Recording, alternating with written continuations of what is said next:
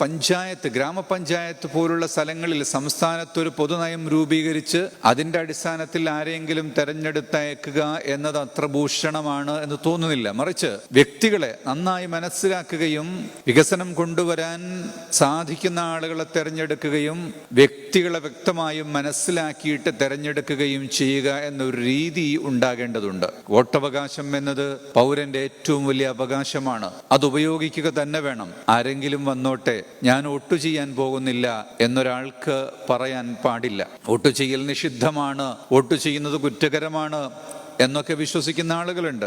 ഒരു രാജ്യം ഭൂമിയെ നിർമ്മിക്കാനും വളർത്താനും നമ്മോട് പറഞ്ഞിട്ടുള്ള പടച്ചവൻ ആ ഭൂമിയിൽ ഇത്തരം കാര്യങ്ങൾ ചെയ്യുന്നതിന് നാട്ടുകാർ ഒന്നിച്ചു ചേർന്നല്ലല്ലോ കാര്യങ്ങൾ ചെയ്യുക. അതിനെന്തായാലും പ്രതിനിധികളെ തെരഞ്ഞെടുത്തുകൊണ്ട് സഭ രൂപീകരിക്കുന്ന രീതി തന്നെ ഉണ്ടാകണം. അവിടെ കക്ഷിയ രാഷ്ട്രീയത്തിൻ്റെയോ അല്ലെങ്കിൽ മീഡിയ വൈബുകളുടെയോ അടിസ്ഥാനത്തിൽ കാര്യങ്ങൾ തീരുമാനിക്കുന്നതിന് പകരം കൃത്യമായ വിലയിരുത്തലോടുകൂടിയും സ്വയം ബോധത്തോടുകൂടിയും വോട്ട് ചെയ്യുന്ന ഒരു രീതി നമുക്കുണ്ടാകുമ്പോഴാണ് നമുക്ക് ഈ രാഷ്ട്രത്തിൻ്റെ പ്രവർത്തനങ്ങളിൽ കൃത്യമായി ഇടപെടാൻ സാധിക്കുന്നത്.